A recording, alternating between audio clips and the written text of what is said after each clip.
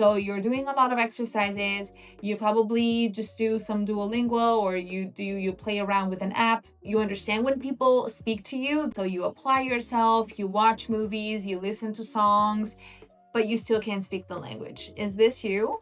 So if this is you, let me tell you why. Hey everybody, how's it going? It's Denise with the Education. So in this video, I want to tell you why you can't speak a foreign language. So for who doesn't know me, I'm Italian, sono italiana. Ciao, sono Denise. And my biggest passion has always been foreign languages. I speak 5, and English in particular is, it's just a passion for me. And I've been teaching English since, I don't know, I was 16 years old. And I basically find myself always saying the same things. And I always feel like I want to share them with whoever needs to hear them. And because before being a teacher, like I always say, I've been a student before.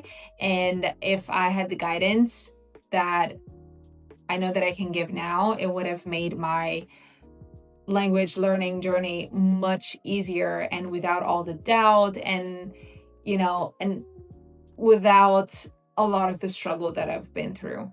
And I think it always starts with understanding how learning works.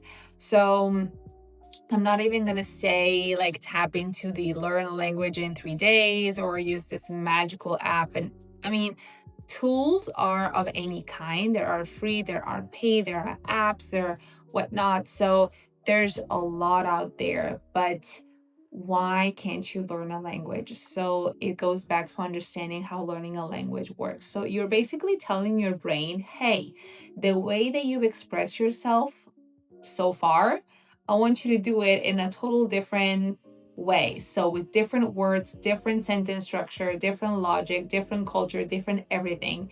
And so the first thing is it takes time. Second of all, you need to have a plan. So what everybody says the whole time, and what I did was do a lot of exercises. So tell me if this is you. So you're doing a lot of exercises. You probably just do some Duolinguo, or you play around with an app.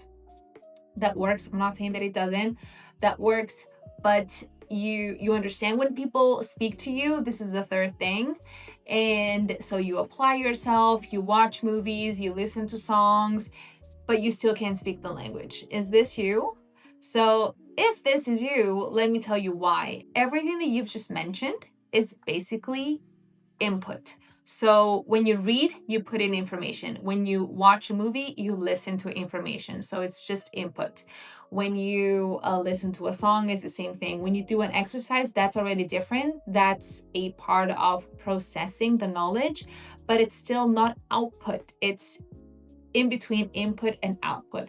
So if you want to be able to speak a language, you need to do the output part. That means you take in the information, reading and listening, you process it through the exercises. That's where the textbook really comes in handy, but you cannot stop there. Otherwise, it's just knowledge that just remains there.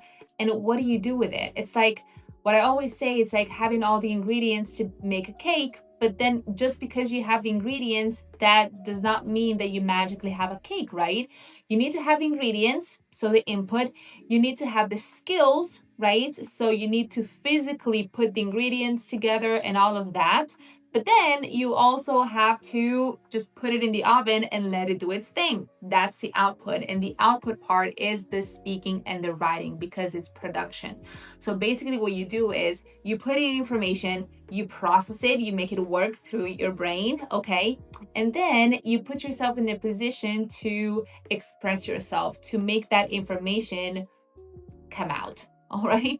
So what does that mean? So let's say that I want to learn right now I'm currently, I'm teaching English and Chinese and French and a lot of languages, but I'm just thinking of this morning, I was teaching Chinese. And so what we do is we start from a dialogue, right? So we read the dialogue, we try to translate it, try to really understand the meaning. Then we go through the new words, okay? We try to understand them, how to use them in a context, how to use them in a sentence. And then what you have to do is basically do the exercises, yes, but then you have to make sentences with those words. So let's say that you have a dialogue, right? Hi, what's your name? My name is Denise. How old are you? I'm 32 years old. Okay. You have the vocabulary for this. So you have name, you have the numbers, you have years, you have old. Okay. So you can just read the words and do a lot of exercises like fill in the blanks. Okay. No, this is just, again, not input, it's just the middle part. You have to do the output. How do you do the output? After you learn the words, after you understand the words, after you do the exercises, then you have to go and make sentences with those words. So, for example, you start from the first one, name. Okay, a sentence with name. My name is Denise. Or, years of I've been learning English for many years. Okay, so you have to do the output part, and that is speaking and writing as well. And then, of course, each language has different requirements. For example, for Chinese, just because you know how to read, that doesn't mean that you know how to write. There's a very specific way of writing characters, right? And also, for example, French is very difficult to write with all the accents and the letters that you write but that you don't spell out. And English also, like the way that you pronounce is not exactly the way you write. So I always say think of a language as an athlete's body. You can't just work on one part of the body and completely ignore the other. Think of the four skills: listening, reading, speaking, and writing. Okay? So I obviously suggest that you work with a teacher because he can tell you. I mean, this is what I usually do is you come in, you say, I don't speak English the way that I want to. Okay, what can we do about it? First of all, we have to look at your starting point. Where do you start? Do you have the foundations or not? Are you at an intermediate level? Are you at an advanced level? Then we have to look at your goals. So what do you want to do? Do you want to be able to speak at a conversational level? Do you want to be able to have a negotiation in English? Do you want to be able to travel in English? What is your goal? And then we have to look at your time, let's say, expectation, and the sooner the better is a desire but is not an expectation. So we have to come up with a plan according to the number of hours you can also put in to study, right? So can you have class once a week, twice per week, knowing that you also have to dedicate some time at home? How much time do you have to spend at home? So this is normally the process to design a plan and a program to study, a language and to reach realistically the goal, right? So I hope this, brought some clarity around why you can't speak a language, because I know that there's a lot of confusion out there.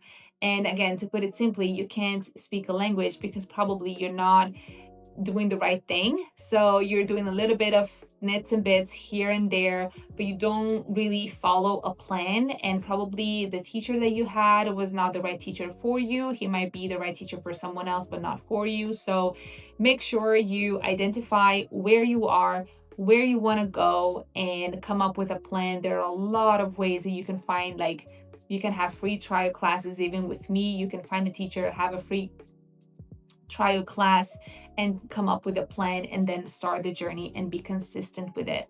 Remember, it's about good repetition. So you have to be consistent just like with anything else. And if you are in moments of doubts, just remember that if I did it, so can you. So can you. This is like one of my mantras, honestly. If other people can do it, why can't I do it? Right? So I was born Italian. I did not go to special classes. Actually, I just did it by myself. And then, I studied at university, I lived abroad and all of that, but I could speak English before. And also, if I stopped speaking English today, I wouldn't be able to speak English this fluently in a few months, in a few years. So it's about making it, a necessity, making it something that you enjoy, something that is fun for you. The brain loves to retain the information that makes it feel good or bad. So let's go towards the good thing. And so I know that I'm putting a lot of information out there. I just feel really chatty today. And honestly, besides being chatty, it's just that, I always hear the same questions and I just really want you guys to find some clarity. So that's it for me. And I guess I'll see you on the next one. If you have any questions, make sure you leave them down below, and I'll see you on the next one. Bye.